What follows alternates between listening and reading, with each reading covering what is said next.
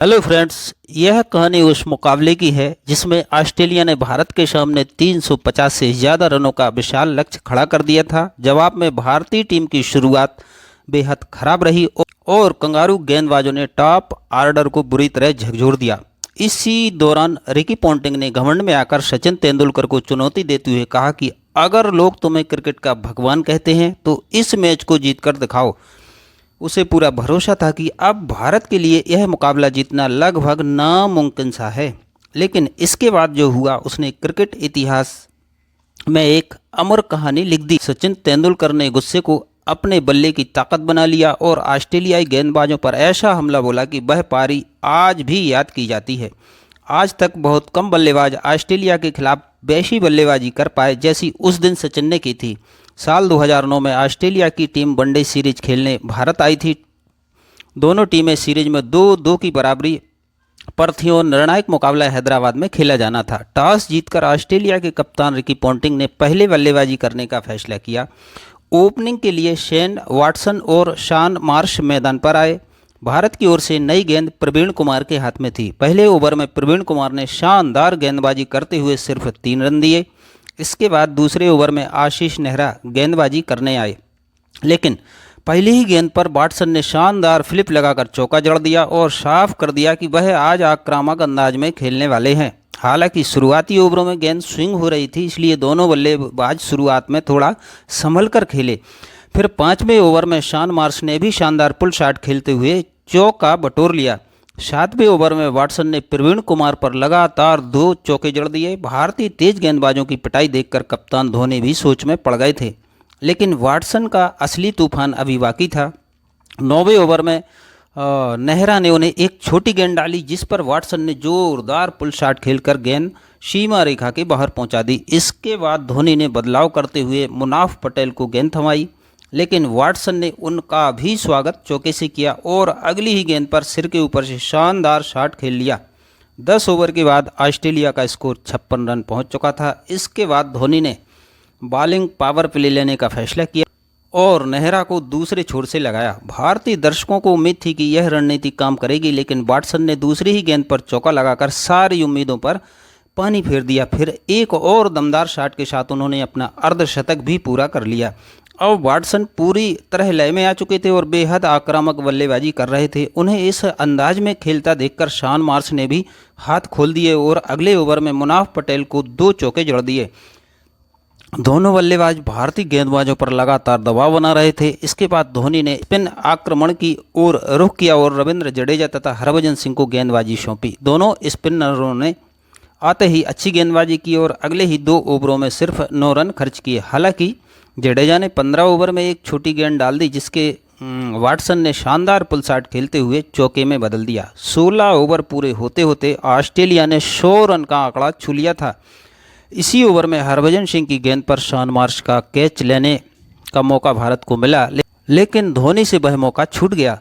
इस जीवन दान के बाद भारतीय दर्शकों की निराशा और बढ़ गई। मार्श ने भी इस मौके का पूरा फायदा उठाया और अगले ही ओवर में लगातार 2 चौके लगाकर दबाव और बढ़ा दिया। अब दोनों बल्लेबाज पूरी तरह क्रीज पर जम चुके थे और भारतीय गेंदबाजों पर लगातार हावी दिखाई दे रहे थे। हालांकि हरभजन सिंह अपने सदी हुई गेंदबाजी से उन्हें खुलकर बड़े शॉट खेलने से रोक रहे थे। इसी वजह से ऑस्ट्रेलिया का रन रेट कुछ धीमा पड़ गया। 25 ओवर के बाद उनका स्कोर 144 रन था, जबकि वाटसन 90 के पार पहुंचे थे। 26वां ओवर लेकर हरभजन सिंह आए। पहली ही गेंद पर शॉन मार्श ने 1 रन लेकर अपना अर्धशतक पूरा कर लिया। अब स्ट्राइक पर आए वाटसन ने हरभजन की ओर देखते हुए इशारों में चुनौती दी कि वह इसी ओवर में अपना शतक पूरा करेंगे। भज्जी और ऑस्ट्रेलियाई खिलाड़ियों की पूरी प्रतिद्वंदिता किसी से छिपी नहीं थी। यह बात सुनकर हरभजन भी पूरी तरह जोश में आ गए। अगली गेंद पर वाटसन ने बड़ा शॉट खेलने की कोशिश की, लेकिन बाउंड्री पर खड़े रविंद्र जडेजा ने शानदार कैच पकड़ लिया। इस तरह वाटसन शतक से पहले ही पवेलियन लौट गए और भारत को बड़ी सफलता मिली। हरभजन सिंह ने जोश में जश्न मनाया, जबकि ऑस्ट्रेलिया को पहला बड़ा झटका लग चुका था। अब कप्तान रिकी पॉन्टिंग बल्लेबाजी के लिए मैदान में उतरे। वाटसन के आउट होने के बाद कुछ ओवरों तक रन बनने की रफ्तार थोड़ी कम हुई। 32 ओवर में ऑस्ट्रेलिया का स्कोर 177 रन था, लेकिन अगले ही ओवर में पॉन्टिंग ने युवराज सिंह की गेंद पर शानदार चौका जड़ दिया इसके बाद शॉन मार्श ने भी मुनाफ पटेल पर एक बेहतरीन चौका लगाया। एक बार फिर ऑस्ट्रेलियाई बल्लेबाज तेजी से रन बटोरने लगे। इसी दौरान उन्होंने बैटिंग पावर प्ले लेने का फैसला किया। पावर प्ले की शुरुआत भी चौके से हुई जब मार्श ने नेहरा की गेंद को सीमा रेखा तक पहुंचा दिया। अब भारतीय टीम पर दबाव लगातार बढ़ता जा रहा था। ऑस्ट्रेलिया का सिर्फ एक विकेट गिरा था और स्कोर 200 रन के पार पहुंच चुका था। हरभजन सिंह गेंदबाजी पर लौटे लेकिन पोंटिंग ने उनके खिलाफ भी चौका निकाल लिया। अब दोनों बल्लेबाज पूरी तरह आक्रामक अंदाज में खेल रहे थे। लगभग हर ओवर में चौके निकल रहे थे और भारतीय गेंदबाज बेबस नजर आ रहे थे। मैदान पर ऑस्ट्रेलिया का पूरा दबाव दिखाई दे रहा था। धोनी लगातार बदलाव कर रहे थे लेकिन सफलता हाथ नहीं लग रही थी। आखिरकार भारत को वह विकेट मिला जिसकी उसे लंबे समय से तलाश थी। प्रवीण कुमार ने अपनी धीमी गेंद से पोंटिंग को चकमा देते हुए बोल्ड कर दिया। इसके साथ ही भारत को दूसरी बड़ी सफलता मिल गई। 40 ओवर पूरे होने तक ऑस्ट्रेलिया का स्कोर 2 विकेट पर 245 रन था। शॉन मार्श के साथ क्रीज पर कैमरून वाइट मौजूद थे। भारतीय दर्शकों की चिंता बढ़ चुकी थी क्योंकि अभी अंतिम 10 ओवर बाकी थे और ऑस्ट्रेलिया के पास 8 विकेट सुरक्षित थे। 41वें ओवर में 2 रन लेकर शॉन मार्श ने अपने वनडे करियर का पहला शतक पूरा कर लिया। शतक पूरा होते ही उन्होंने और भी तेज बल्लेबाजी शुरू कर दी। 43वें ओवर में उन्होंने नेहरा पर शानदार बाउंड्री लगाई लेकिन अगली गेंद पर बड़ा शॉट लगाने की कोशिश में वह आउट हो गए। बाउंड्री पर गौतम गंभीर ने बेहतरीन कैच पकड़कर भारत को एक और सफलता दिलाई। हालांकि तब तक ऑस्ट्रेलिया का स्कोर 271 रन पहुंच चुका था लेकिन भारतीय दर्शकों की खुशी ज़्यादा देर तक टिक नहीं सकी। अगले ही ओवर में कैमरून वाइट ने जडेजा की गेंद पर लगातार 2 शानदार चौके जड़ दिए। दूसरी छोर पर डेविड हसी भी तेजी से रन बटोर रहे थे। देखते ही देखते ऑस्ट्रेलिया का स्कोर 325 रन के पार पहुंच गया।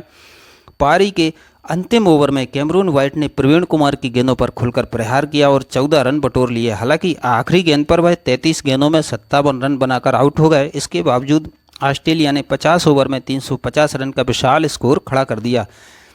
अब भारत के सामने जीत के लिए 351 रनों का मुश्किल लक्ष्य था। पारी समाप्त होने के बाद ऑस्ट्रेलिया खेमे का आत्मविश्वास 7 में आसमान पर था लेकिन रिकी पोंटिंग को पूरा भरोसा था कि भारतीय टीम इस लक्ष्य तक नहीं पहुंच पाएगी। दूसरी ओर भारतीय खिलाड़ी इस चुनौती के लिए खुद को तैयार कर रहे थे। भारत की ओर से पारी की शुरुआत करने सचिन तेंदुलकर और वीरेंद्र सहवाग मैदान में उतरे। पहली ही गेंद से सहवाग ने सकारात्मक इरादे दिखा दिए। दूसरे ओवर में उन्होंने शानदार कट शॉट खेलकर भारत का पहला चौका लगाया। 4 ओवर के बाद भारत का स्कोर 24 रन हो चुका था। छठे ओवर में बॉलिंग करने आए बोलिंजर ने सहवाग पर दबाव बनाने की कोशिश की लेकिन सहवाग ने बेहतरीन जवाब देते हुए शानदार शॉट खेलकर गेंद सीमा रेखा के बाहर पहुंचा दी। अगले ओवर में सचिन ने भी अपना पहला आकर्षक चौका जड़ दिया। पूरा स्टेडियम भारतीय दर्शकों के शोर से गूंज उठा। इसके बाद सहवाग ने एक पुल शॉट खेला। गेंद हवा में जरूर गई लेकिन फील्डर कैच नहीं पकड़ सका और गेंद चौके के लिए चली गई। ओवर की आखिरी गेंद पर सहवाग ने एक और शानदार चौका लगाकर रन गति और बढ़ा दी। अब सचिन और सहवाग की जोड़ी पूरी तरह लय में नजर आ रही थी। 7 ओवर में भारत का स्कोर 47 रन तक पहुंच गया। अगले ओवर में सचिन ने दमदार पुल शॉट खेलकर फिर चौका बटोर लिया। इसके साथ भारत ने 50 रन का आंकड़ा भी पार कर लिया। उसी गेंद पर नो बॉल का इशारा भी मिला जिससे दर्शकों का उत्साह और बढ़ गया। फिर सचिन ने लगातार दूसरा चौका लगाकर ऑस्ट्रेलियाई गेंदबाजों पर दबाव बना दिया। ओवर की अंतिम गेंद पर सहवाग ने भी बेहतरीन शॉट खेलते हुए गेंद को बाउंड्री के पार भेजा। सिर्फ 8 ओवर में भारत का स्कोर 62 रन तक पहुंच चुका था। अगले ओवर में सहवाग ने एक और चौका लगाकर अपनी आक्रामक बल्लेबाजी जारी रखी। ऐसा लग रहा था कि भारत लक्ष्य की ओर मजबूती से बढ़ रहा है लेकिन तभी बड़ा शॉट खेलने की कोशिश में सहवाग कैच आउट हो गए। उन्होंने 30 गेंदों में 38 रन बनाकर टीम को तेज शुरुआत दिलाई। अब बल्लेबाजी के लिए गौतम गंभीर क्रीज पर आए। बड़े लक्ष्य का पीछा करते हुए रन गति बनाए रखने की जिम्मेदारी अब सचिन के कंधों पर थी। उन्होंने अगले ही ओवर में शानदार ऑन ड्राइव खेलकर चौका बटोर लिया। अब सचिन पूरी लय में बल्लेबाजी कर रहे थे। पोंटिंग ने गेंदबाजी में बदलाव करते हुए वाटसन को वापस लगाया लेकिन सचिन ने उनका स्वागत सीधी ड्राइव के शानदार चौके से किया। 13वें ओवर में गौतम गंभीर ने भी आगे बढ़कर बेहतरीन चौका लगाया। हालांकि कुछ ही देर बाद वह बड़ा शॉट खेलने की कोशिश में सीमा रेखा पर कैच दे बैठे।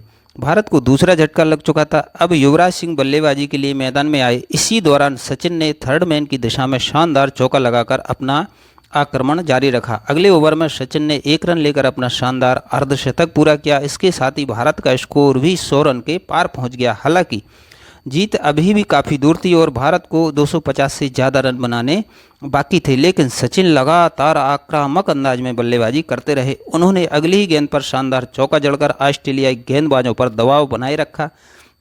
भारत के 2 विकेट जरूर गिर चुके थे, लेकिन सचिन रन गति बिल्कुल कम नहीं होने दे रहे थे। तेज गेंदबाजों की पिटाई के बाद पोंटिंग ने स्पिन गेंदबाज को आक्रमण पर लगाया। युवराज सिंह ने आते ही उनका स्वागत चौके से किया। इसके बाद सचिन भी आगे बढ़े और बेहतरीन शॉट खेलते हुए गेंद को सीमा रेखा तक पहुंचा दिया। अब भारत एक बार फिर मुकाबले में मजबूती से लौटता दिखाई दे रहा था, लेकिन तभी वाटसन की धीमी गेंद पर युवराज सिंह कैच एवं बोल्ड हो गए। 126 रन के स्कोर पर भारत का तीसरा विकेट गिर गया। एक बार फिर सारी उम्मीदें सचिन तेंदुलकर पर टिक गईं। अब कप्तान महेंद्र सिंह धोनी बल्लेबाजी के लिए मैदान में आए। शुरुआत में धोनी संभल कर खेलते रहे, जिससे रन गति थोड़ी धीमी हो गई। यह देखकर सचिन ने खुद जिम्मेदारी उठाने का फैसला किया।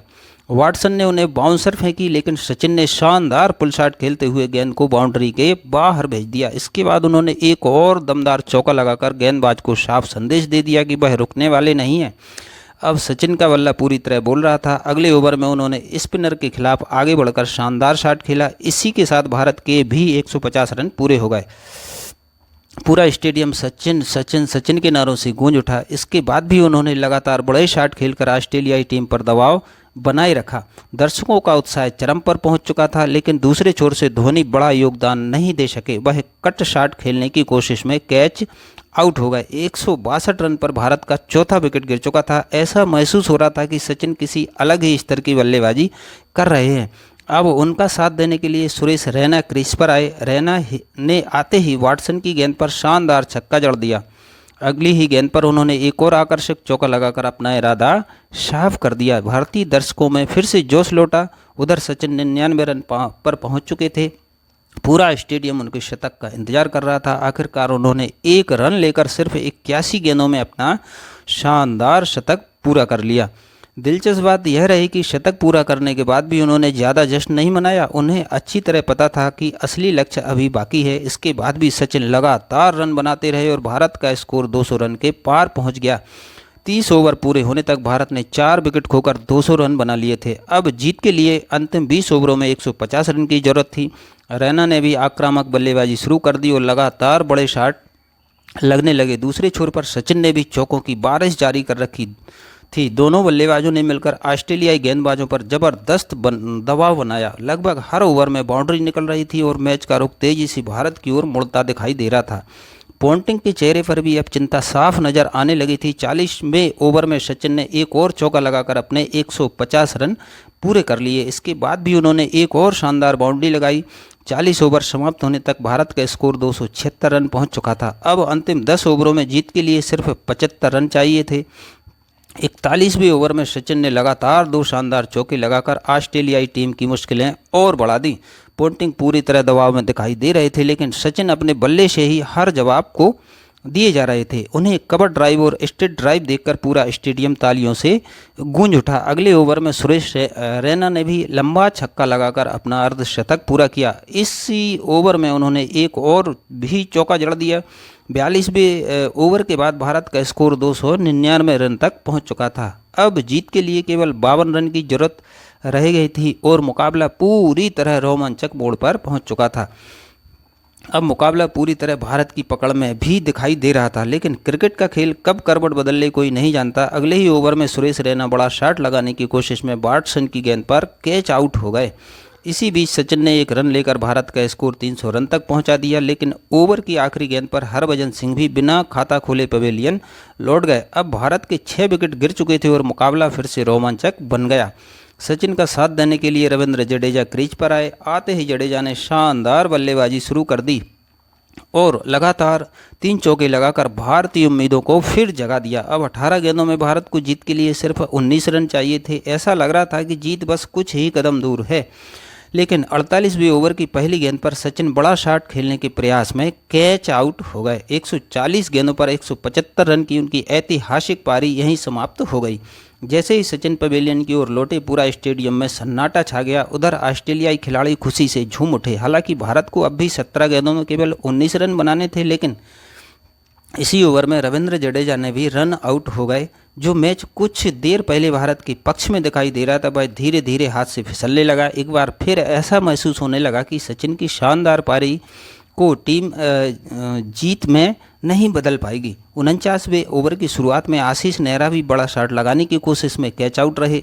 अब भारत का 9वां विकेट भी गिर चुका था। फिर प्रवीण कुमार ने एक दमदार बाउंड्री लगाकर उम्मीदों को जिंदा रखा।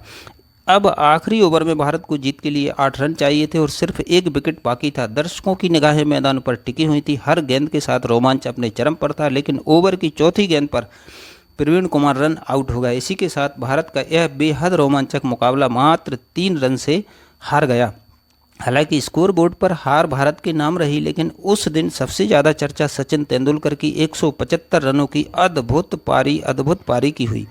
उन्होंने अकेले दम पर ऑस्ट्रेलिया जैसी मजबूत टीम को कड़ी टक्कर दी और बल्लेबाजी से पूरी दुनिया का दिल जीत लिया। आज भी क्रिकेट प्रेमी उस पारी को वनडे इतिहास की सबसे महान पारियों में गिनते हैं। यही वजह है कि सचिन तेंदुलकर को क्रिकेट का महत्तम बल्लेबाज कहा जाता है। अगर आपको भी सचिन की यह ऐतिहासिक पारी पसंद आती है तो कमेंट करके ज़रूर बताइएगा कि आप इसे 10 में से कितने अंक देंगे। वीडियो अच्छा लगा हो तो इसे लाइक कीजिए, चैनल को सब्सक्राइब कीजिए और बेल आइकन ज़रूर दबाएं। फिर मिलेंगे एक और शानदार क्रिकेट वीडियो के साथ। जय हिंद।